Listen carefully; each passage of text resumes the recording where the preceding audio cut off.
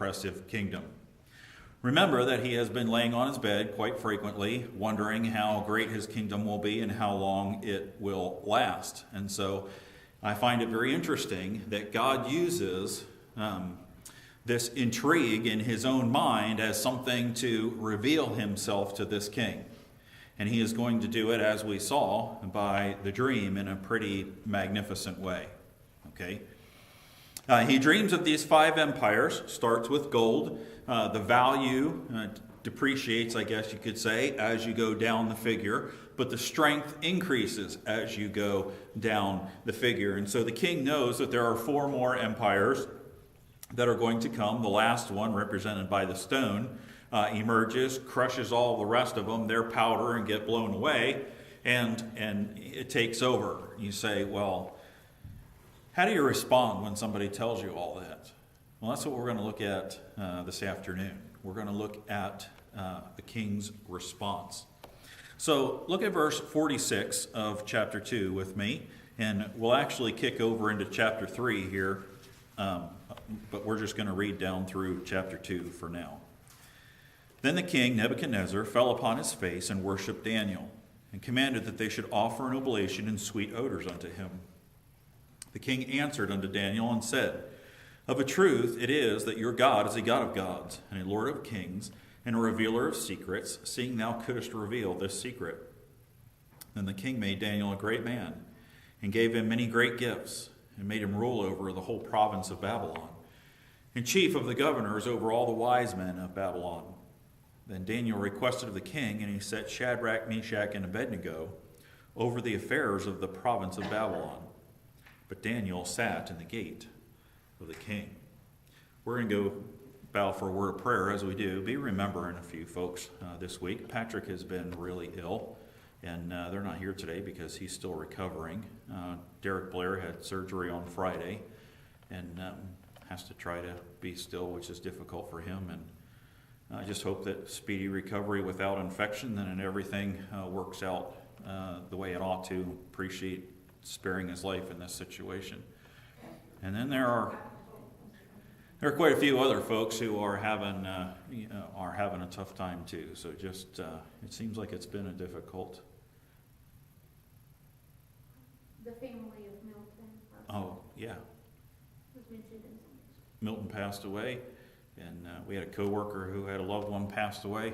I'm telling you, the last 10 days have been tough. But God's trying to accomplish something, and that's what we learn from Daniel, no matter how tough it is. All right, let's bow for a word of prayer. Father, thank you that we can look into your word, and I trust that every time we do, we learn something about you. And today, as we learn about your sovereignty and your care, even in the most difficult of circumstances, and how you work things together for the good. To bring honor and glory to your name, I trust that we will be vessels that can be used in the same way when the situations and circumstances are at their worst, that we would shine a light in a dark community that broadcasts to everyone our faith and love for you. Pray that you'll be with these individuals that have been having a tough time. There's been some deaths and accidents and illnesses and all kinds of things that are going on. Some folks that normally would be with us that can't be with us for several different reasons. I pray that you would watch over and protect and guide as only you can. And I trust that if you tarry, when we come back next week, we'll have folks a whole lot healthier and having been better off for seeing how you've worked through the difficult times in our lives. In Jesus' name we pray. Amen. Daniel's been given this unique opportunity, and again, every time I read this, the wise men ask for time, and the king's ready to chop their head off. Daniel walks in and asks for time. Sure, take all the time you need. That doesn't just happen. God is at work in all these different things. Well, how's the king going to respond? Is he going to recognize that God is at work? Is he going to recognize him for who he really is? Or does he play it off? We start here in verse 46. There is an immediate response, there's a short-term response, and then there's a long-term response. Those are the three things that we're going to look at this afternoon. The immediate response to Daniel. Then the king Nebuchadnezzar fell upon his face and worship Daniel. Now, you read down through there and you don't think that's any big deal. But hold on just a minute. Who did we just say Nebuchadnezzar is? I'm sorry, but when you walk into the king's chambers, people fall on their face and worship him. He doesn't fall on his face and worship anybody. Okay? A lot of times back in those times, their rulers were almost, demigods. That's what Caesars in Rome were treated like they were gods. They were used to having people come in and humble themselves before them. They were used to people taking a certain air with them, but they're not used to treating other people in that way. But this is interesting, and it can be a little confusing, okay? He does not, well, we'll get there in a minute. What Nebuchadnezzar is doing is he is recognizing that Daniel is a servant of God. He can't see God, so he worships what he can see. And we have a tendency to do that. It's just natural. You see something, you react to it. I read a very interesting quote about Alexander the Great. Alexander the Great, when he was conquering the known world, he was near Jerusalem. And when he entered into the presence of the high priest of the Jews, he bowed himself. And many of his generals and stuff were standing around, and you wouldn't dare say anything to such a great authority figure at the time. But when they were leaving, one of the men walked up to him and said, "Alexander, I just don't understand. Why in the world would you, the great Alexander the Great, why would you bow before a Jew?" And he said, "I didn't bow before a Jew. I bowed before the high priest of the Jewish God." In other words, what he was saying is, even though that man is inferior to me, I recognize that there is a higher power at work here. And that's exactly what Nebuchadnezzar is doing. He is not saying you are better than I am or in any way, shape, or form. Okay? Now, he bows in humility. He is overcome with awe and respect.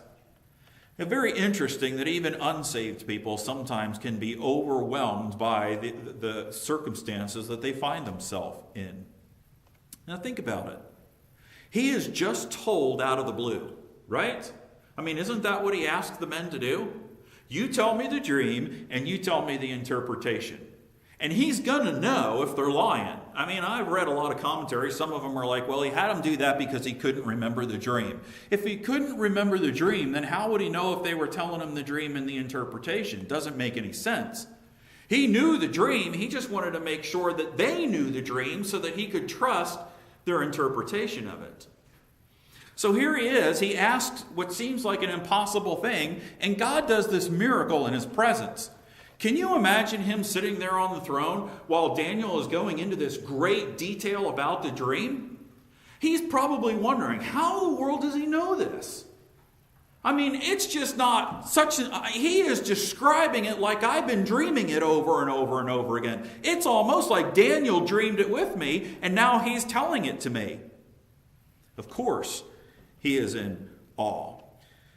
Natural response then? Worship and give an offering. You worship because you are in the presence of a great God, and when you the mentality of when you worship a bunch of gods, they have to be appeased, and so he calls and asks that they bring an oblation and a sweet odor and offer them unto Daniel, because if this God is so incredible that he can reveal this dream in this detail and tell all the stuff, that God better be on my side. Okay? That's the thinking that's going on here. Now, look at Daniel's response. You see it? You don't, do you? Is it not interesting that God leaves out Daniel's response? But we know he had one. Because look at verse 47, very first part. The king answered unto Daniel. Why don't we have what Daniel said to the king? I can tell you what Daniel said to the king. Can't tell you word for word. It's not important. But he said the same thing as the disciples did when they went into Lystra and they thought they were gods and they were going to bow down and worship him. And they said, wait a second, I'm a moral man. You don't worship me, you worship God. Same thing that the angels said when John wanted to fall down when he was in heaven and worshiping them. He said, whoa, whoa, whoa, whoa, wait a second. I am a created being like you. There's only one person that deserves worship. That's the same thing Daniel says right here. It's just not recorded for us. The king calls and he says, bring in an offering and we're going to make this sweet odor unto Daniel. And then it's like we have this wrinkle in time. We have this pause. And there's a dialogue that goes on between Daniel and the king, and Daniel obviously refuses this worship. Do you see them ever actually bring the offering? Do you ever actually see them burn the sweet odor? No. He calls for it, and Daniel says, wait a minute, wait a minute, wait a minute. No. If you're going to worship something, worship God. Don't worship me. I'm just a man. And then we have verse 47. Look at the response. The king answers unto Daniel and says, of a truth it is that your God is a God of gods. Now, how many times do we have an opportunity to make God look good? How many times do we steal some of his honor and his glory? And here you have a situation, you remember, it's happened before in the court. They go to get Daniel, they're going to kill him, and the armed guard comes back in and says, oh, by the way, king, I found a man who, it's common among people to make themselves look better. But it's not common with Daniel. He doesn't try to make himself look better. He gives the credit where the credit is due. He refuses to be worshipped, and instead he directs it to God. And although they called for the offering, it doesn't say that they actually offered it. Daniel wasn't about to be partaker of that. Now, verse 47 is also very interesting because not only is there a response to Daniel, but there's also a response by the king to God himself. And it's interesting, the wording that he chooses to use. A lot of folks know about God, but they don't necessarily recognize him as he is. And look what he says, of a truth. In other words, Daniel, you're right. You've said, God is the one true God. But he doesn't say God is God. He says God is a God of. So in other words, all he is doing, he is not changing his belief system. He is not forsaking his false gods. He's simply saying, oh, wait a minute. Here's a really big God. Let's just add him to the other gods I already worship. Now, I'm sorry, but worship of Jehovah doesn't work that way. Okay? Over and over and over again, he told the nation of Israel, thou shalt have no other God before me. Behold, I am a jealous God. There is none like unto me. In fact, many of his names mean the one true God. Nebuchadnezzar does not worship him as the one true God. He only worships him as a God among many gods. That's important. It's very important. So many people in the world today are just trying to tuck God into their life wherever he fits without making the proper change that is really due him. He also gives him another name here, Lord of Kings. That's interesting. Very interesting. It's almost the opposite of what we see in society today. In society today, nobody wants to be responsible before God, so we come up with all these different things to try and get rid of them. If we come from evolution, then nobody created us, therefore we're not accountable to him. If truth is what it means to me, then I'm the ultimate authority on what's right and what's wrong, not somebody else telling me what is right and wrong. But here, this king is confronted with something that shocks him to his core. And he not only calls him a God of gods, he says a Lord of kings. In other words, he says kings derive their power and are therefore accountable to this God. Doesn't it make sense that he would think that? After all, he asked all of his greatest wise men and his counselors to come in and be able to interpret this thing, and none of them could. Not the God of Baal, not the God of any of these other guys. I mean, all these different gods' representatives came in, and nobody could tell him what the dream was. Now all of a sudden, here comes Daniel with this God that he's never heard about, and he makes him aware of him, shocks him to his core. Yeah, absolutely. I'm not accountable to those folks over there because they haven't shown any authority over me. But this guy right here, now, wait a minute, this is a whole new God we're talking about. But he describes him with a third phrase, a revealer of secrets. In other words, we're saying, wait a minute now. This God's a little bit different because he sees all and he reveals it at will. There is nothing that escapes his gaze. I am asleep in my bedchamber at night. No one else there. You don't get any more private than the thoughts of someone falling asleep at night. And yet this God knew my thoughts on my bed while I'm falling asleep at night. Wow. I mean, that's incredible. The only other time we see this is, well, the interpretations of other dreams, but Jesus is walking down through and you have these Pharisees sitting there going, why? And he is reading their mind and saying, why do you question in your heart? You'd think those guys would be like, ugh. I mean, you talk about pulling you up. Talk about a wake-up call. If you were walking down the street and somebody turned around to you and said, why are you thinking that? Really, you were going to do? Oh, you'd be shocked. He is recognizing the authority and the power of God. He sees all and he reveals at will. Seeing thou could reveal this secret. And then he goes on and he is going to act. We don't see any salvation here, do we? We see a head knowledge. We see someone who recognizes that this God is different than everybody else. We see someone who gave him his authority, which is interesting because that's what he's been worried about. How long is my kingdom going to last and how great is my kingdom going to be? And then this dream is revealed to him and all these things he's pondering in his heart. But does he ever change his heart? Does his thinking ever change? Does his motivation ever change? No.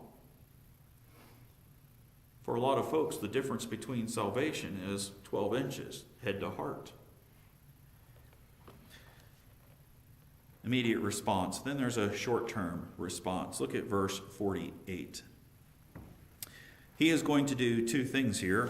One of them is his provisional response, and the other is his political response. Let's look at his provisions first.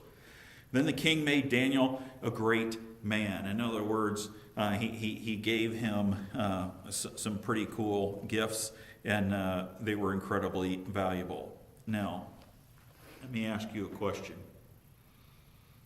How many of you have had a child giving you a homemade gift? And you look at it and you say, it is of great worth, right? Why? Simply because of the person who gave it to you. Most of them are pretty rough looking.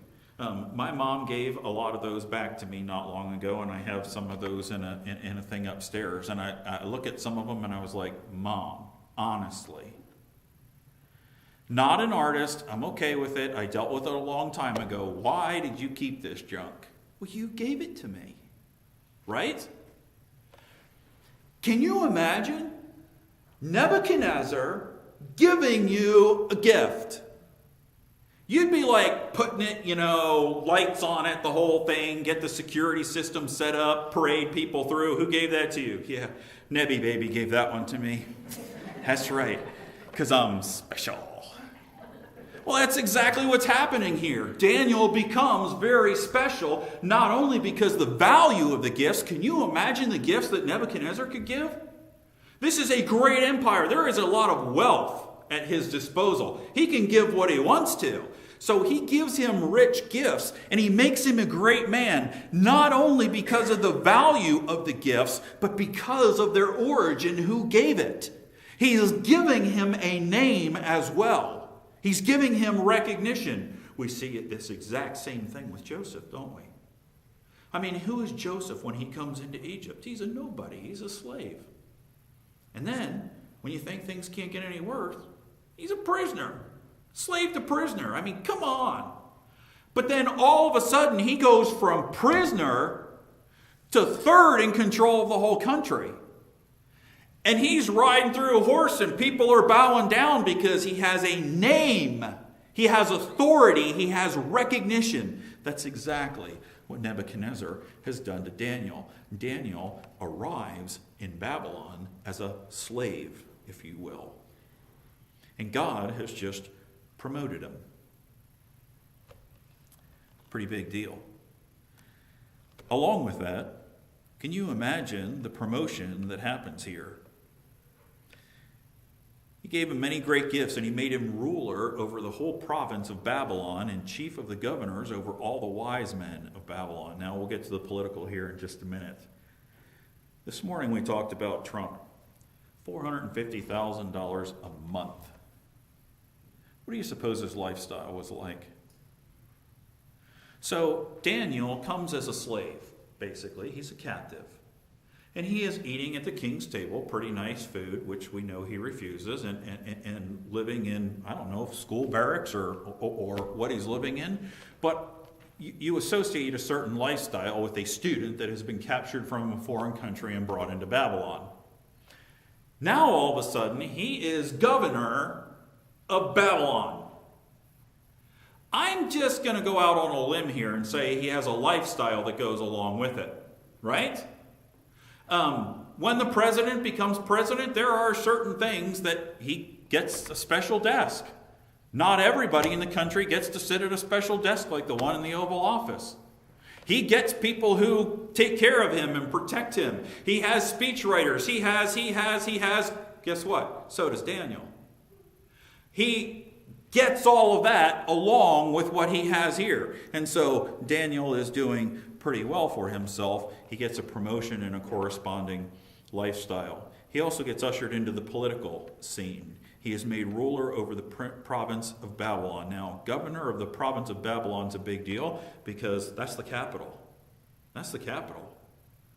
I mean, if you're going to, make somebody a big shot in politics, send them to the capital. It's not like they sent them back to Jerusalem and told them to run Bethlehem. You're in the capital of the greatest kingdom in the world at this point, and you are politically in charge of making sure that everything's working properly. That is a big deal. He is also head of the wise men. He promoted him to president of the board. I mean, think about it. Here is a guy who was a slave for 2 years, and now all of a sudden he goes from slave to president of the board. And all these other people, some of them were probably instrumental in his education, are all of a sudden stuck right underneath of him and answering to him now. Quite a dynamic shift. But I want you to see something, because Daniel's not stupid and he's not selfish. A lot of times when something drastic like this happens to somebody, it's all about me. Yeah, I'm the big shot. I'm the guy who, told Nebi his dream, and now look at me. But look what he says. Then Daniel requested of the king, and he set Shadrach, Meshach, and Abednego over the affairs of the province of Babylon. But Daniel sat in the gate of the king. You say, what's the big deal here? The three friends that he's been having prayer meeting with and asking God to work with, he promotes along with him. And it's also interesting to note that he requests of the king that these positions be given. In other words, Daniel doesn't have the authority to do it on his own. Now, it's pretty smart because his friends are promoted, but it's also smart because they're going to do a very good job. These are guys who, remember, when the king went in and interviewed them, they excelled more than anyone else around. So Daniel's saying, listen, if I'm going to be successful, I'm going to get these three guys that I know are smart and can handle it, and I'm going to put them in positions of authority under me, and we're going to do this right. But the other thing is, he knew that they would watch out for him. If you just leapfrogged over all of the wise men in Babylon, and you were a slave, and now all of a sudden you're governor of Babylon, how many people are out gunning for you? We see that later on in the book multiple times, right? But these three friends who were in positions of authority directly under him, while he is in the palace taking care of the king, he's not hands-on governing Babylon.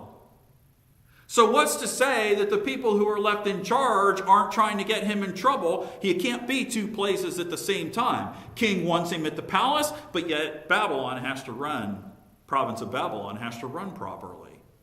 So he's got these three guys to make sure that they do it. Well, what about long term? Go over to chapter 3, verse 1. A lot of people look at this and they say there's a break in history here, and I believe that there is a break in history, but I believe that these two things are connected, and we'll show you here in just a second.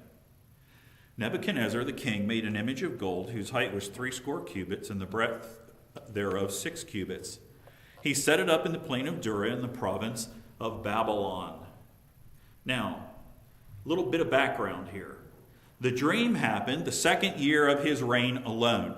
Okay, according to the Jewish calendar, it was in the 4th year of Nebuchadnezzar because he reigned 2 years with his dad, and then he was reigning 2 years alone.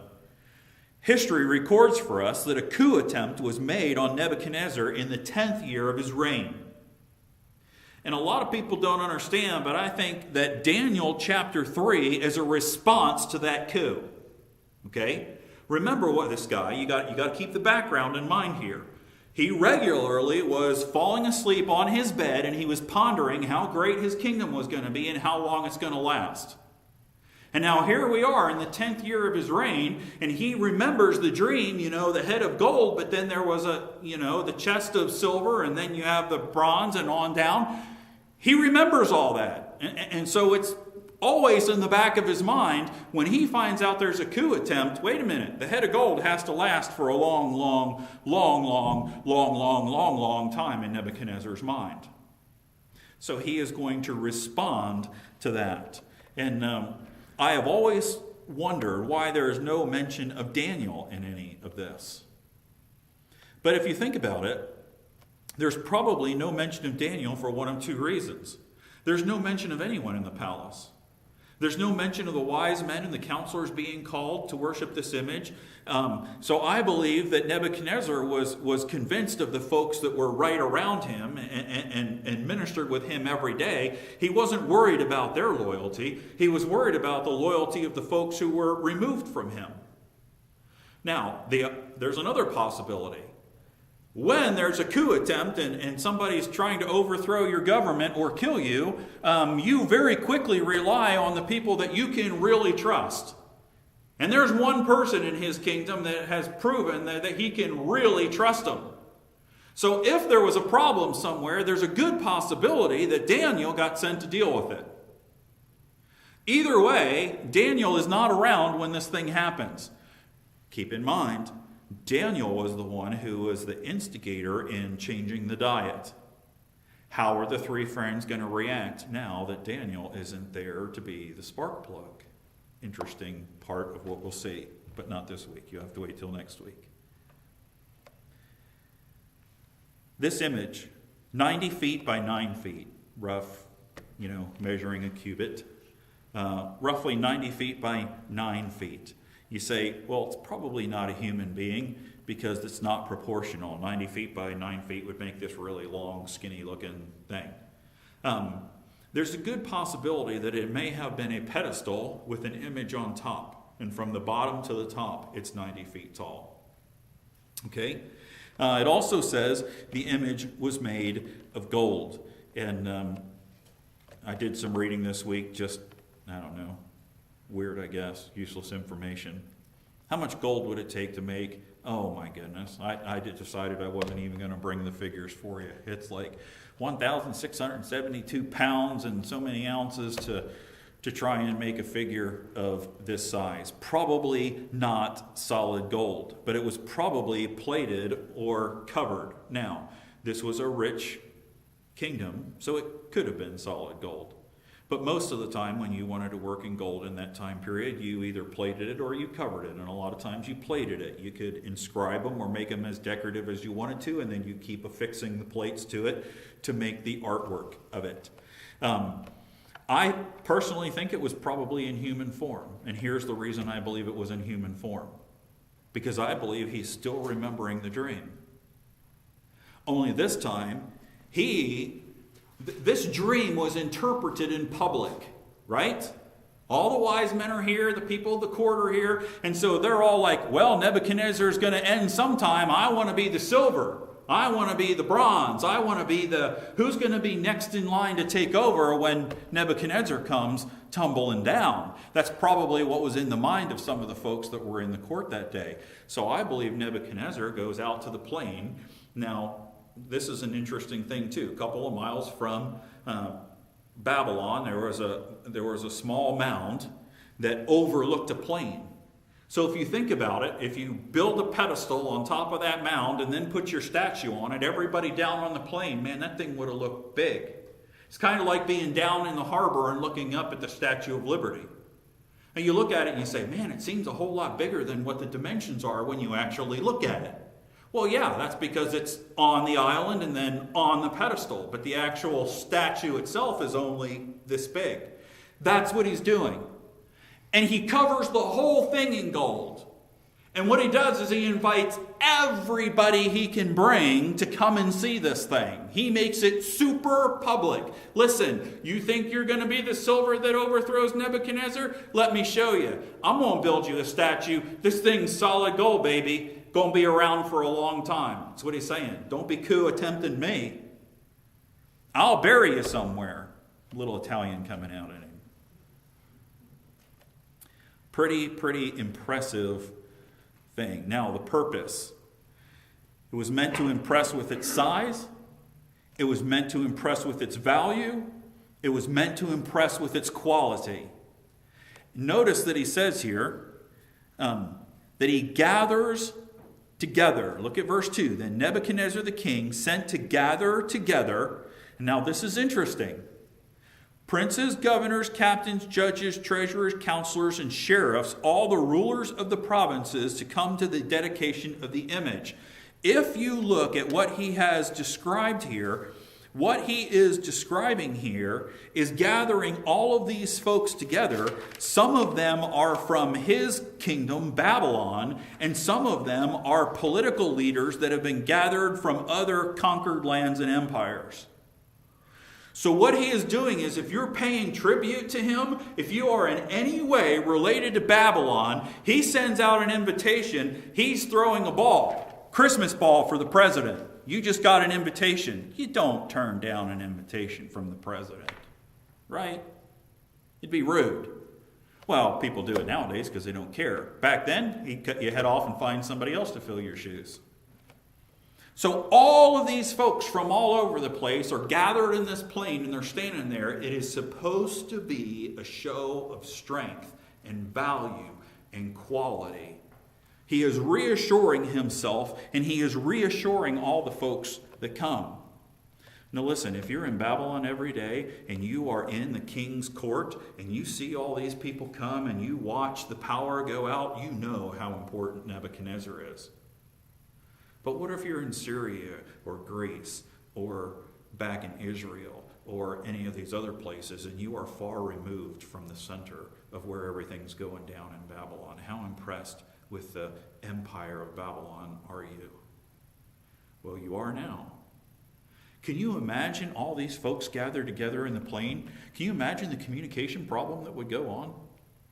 He even talks about a little bit later on, he says, from every people and from every group. It's almost, the same language that's talked about when God unites everyone in heaven. And he says from every people and from every group. It's like Nebuchadnezzar's trying to gather everyone around and saying, listen, you can't talk to that guy, but I rule him. And you can't talk to this guy over here, but I rule him. You don't know what animal he just rode up on? I do. I own it. This is a magnificent display of the power of Nebuchadnezzar. They see each other. They see the capital. They worship the same gods he is. And then he's going to ask them to do one thing. I want you to prove your loyalty to me. When you hear the instruments play, you're going to bow and worship. We're going to find out if there's anybody that's not loyal to me. And then we'll deal with them. We're going to throw them in a fiery furnace. We'll get to that here next week. You see what's going on? This nagging thing in the back of his head. How great is my empire going to be? And how long is it going to last? Just keeps rearing its ugly head in the life of Nebuchadnezzar. But God, who is sovereign over everything, keeps using that theme to work in his life and try and display to him. It's not about how great you are, Nebuchadnezzar. I gave you everything you have. That's why when we get later in the book and he becomes a wild animal and then gets restored to the throne, it's such an unbelievable narrative in history. Incredible, only God could do that. But we're getting too far ahead of ourselves. Let's bow for a word of prayer and then we'll start communion. Father, thank you for the book of Daniel. Thank you that despite the difficult circumstances these young men find themselves in, it's not about the circumstances or the situations. It's about doing what is right before you. And I trust that that would be the heartbeat of us as well. That we would seek to do what is right before you, to honor and to glorify you, to look for opportunities to magnify your precious name. And to be faithful, always, always to be faithful. Usable to you in any way you deem necessary. In Jesus' name we pray. Amen.